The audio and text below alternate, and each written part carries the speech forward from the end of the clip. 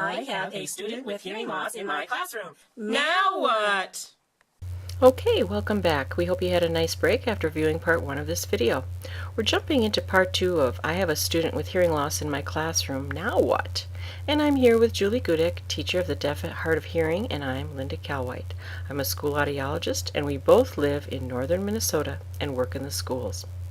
Julie, let's backtrack quickly from the first video that if you do have a student in your classroom who has hearing loss, the first thing you should do is to find out what the student's hearing level is and then listen to some of the audio samples on video 1. You also have some YouTube links on our downloadable handouts with other simulations of hearing loss. The second thing you need to do is to find out what your student's distance listening ability is, so you know how far away you can be from your student and expect him or her to be able to hear and understand what you are saying. The student's clinical or school audiologist could further clarify what kind of distortion the student has, such as is best hearing only understanding 40% of what you are saying, or is it closer to 80%? We had just started number 3, which has to do with finding out the accommodations that are on your student's individual education plan or IEP.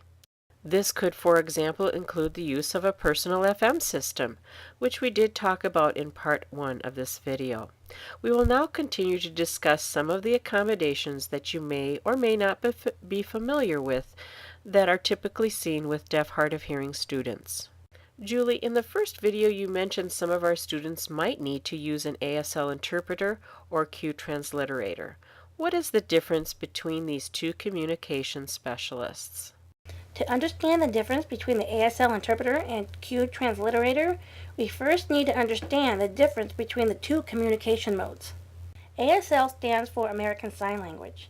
ASL is an actual visual language that uses hand shapes, motions, facial expressions, and body language to convey thoughts, meanings, ideas, etc., just like English, French, or even Spanish does. ASL contains its own syntax and grammar and is very different than spoken English. Sign languages are not universal. Q speech transliteration is a visual symbol system of 8 hand shapes and 8 hand placement points on the face and neck area. When combined together and used with a spoken language, these hand shapes and placements represent a visual form of phonemes in that language. Q transliteration is not a language, but rather a means of making spoken communication or language visual upon the mouth. So now, let's watch a short clip of these two modes in action. 3 little bears, one with a light, one with a stick, one with a rope. Wow, totally different communication systems, aren't they? I imagine a teacher would be interested in what they need to know when having one of these specialists in their classroom. What are some key things that would help our classroom teacher when having an ASL interpreter or Q transliterator in their room? They will translate everything that is said or heard in the classroom that is audible to them. They will translate incidental information, background noises, and overheard whispering or conversations. They will place themselves in a location where they will be able to hear you and also maintain the clear sight line with the student, so that the student is able to see the interpreter or transliterator. Interpreters and transliterators are not paraprofessionals. They are specifically assigned to the DHH student in your class. The extent of the interpreter's or transliterator's roles, such as how much help they can provide and in what form, if any, will be defined in the student's IEP.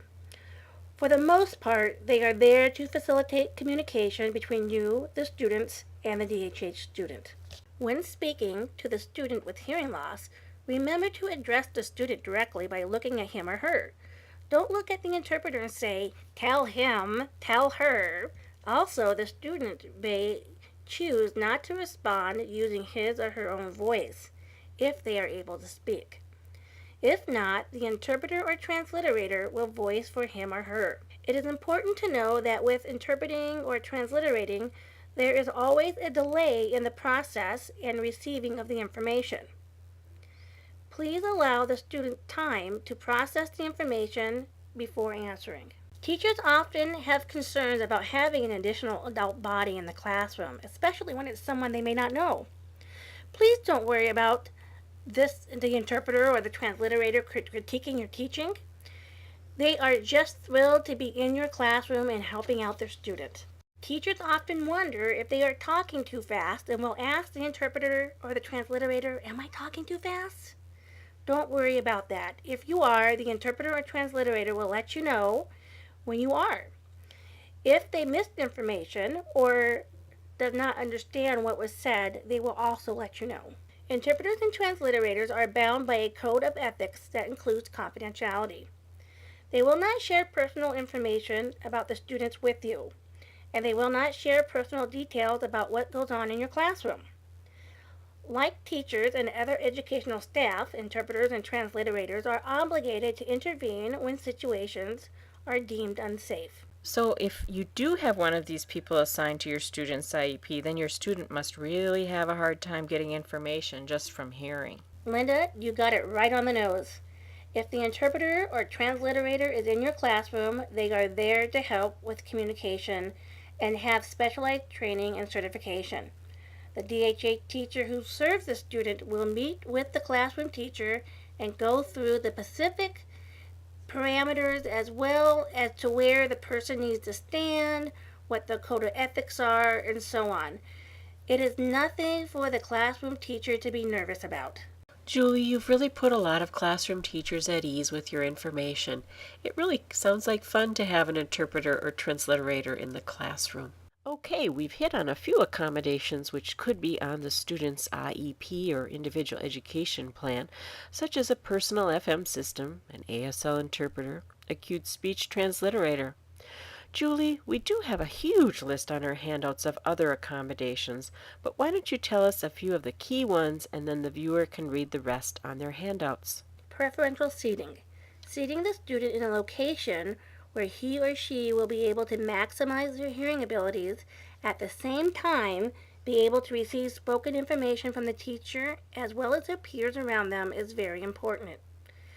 This seating location varies for each student, but usually consists of the first 2 rows in the classroom and usually is in the center. Using a peer note taker or teacher's notes. Listening to the teacher speak and take notes at the same time is often difficult for the student with hearing loss. When the student looks away to take notes, they often miss what the teacher is currently saying, as they are focused on the paper and not actively listening to what is going on around them. Having a copy of the teacher's notes or having a peer note taker will allow the student with hearing loss to attend to the lesson without missing much information. Test-taking accommodations. Many students with hearing loss often require additional test-taking time. Processing what is being asked and retrieving that information in a timely manner can often be difficult for the student with hearing loss. Students with hearing loss may also require a testing environment that is much quieter than the general classroom environment, with less visual and auditory distractions. Thanks, Julie. This is a good sample of some key accommodations. We have several others that are on your handouts that you can download that are also important. Linda, why don't you share with us exactly what a school audiologist does? The educational audiologist does many things, but the 3 key pieces relate to amplification, identification of hearing loss, and in-service training. As hearing aids and FM systems don't always work every day, the educational audiologist assists the school in setting up a plan to check the amplification devices and trains building level staff in how to do this.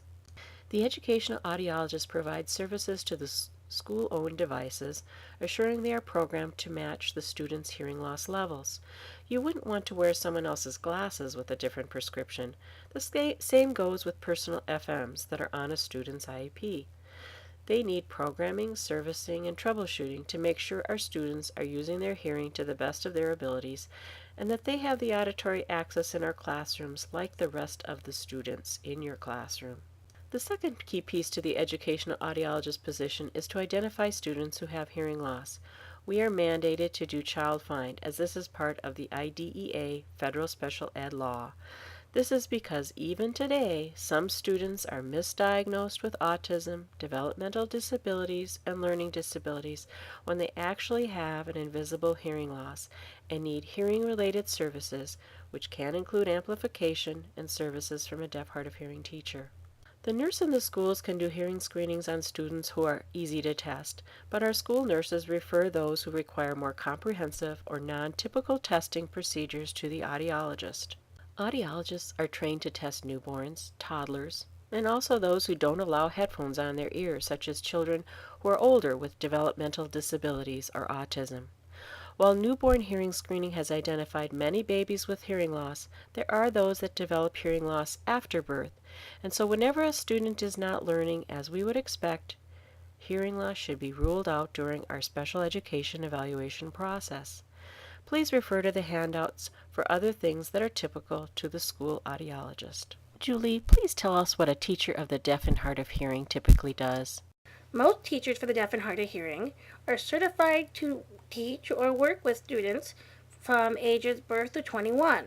In addition to having a special education degree, they also have a degree in elementary, middle school, or secondary education. We provide support, training, and information for the general education teacher who may be working with a student with hearing loss, as mentioned before in this video. This support may come in the form of doing in-services, on listening equipment, assistive technology, and discussing how to use IEP accommodations in the classroom. We assist the interpreters and transliterators with their assignments and their roles with their students. And we work at the liaison between them, the teachers, and the school staff if need be. For the parents, we keep them informed on any IEP needs, growth gains, concerns, academic progress, and so forth as related to the student and his or her hearing loss. What kind of things can we expect the deaf hard of hearing teacher to do for the students who have hearing loss? We do a variety of things. The teacher for the deaf and hard of hearing can provide support, training, and education to the students in the following areas, such as academics, understanding their disability and accepting their disability, helping them with their devices and accommodations and how to use them. We can provide specific support in areas that are language-based. We can also provide support in training or learning in academics areas where there are noticeable gaps due to hearing loss. We also do assessments, evaluate students, and design IEPs. We collaborate with other special education teachers, support staff, as well as building staff. As an itinerant teacher, we provide students support in their home schools using a variety of communication methods, such as speaking, signing, and/or cue transliteration. We assist the students on advocating for themselves in the classroom as well as for their accommodations in various settings. We provide transitional training for students who will be graduating from high school and are moving on to the real world. And we also teach them how to advocate for themselves, such as learning to take care of their hearing loss, as I call it, maintaining good hearing health. Make sure you find out who the student's teacher of the deaf and hard of hearing is and if your school has a school audiologist.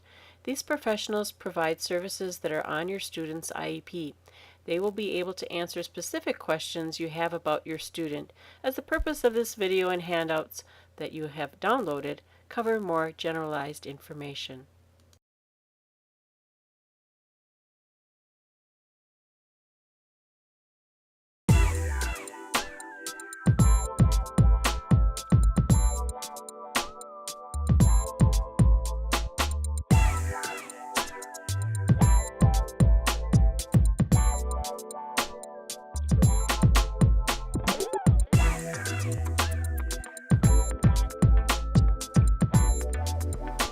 I hope you have a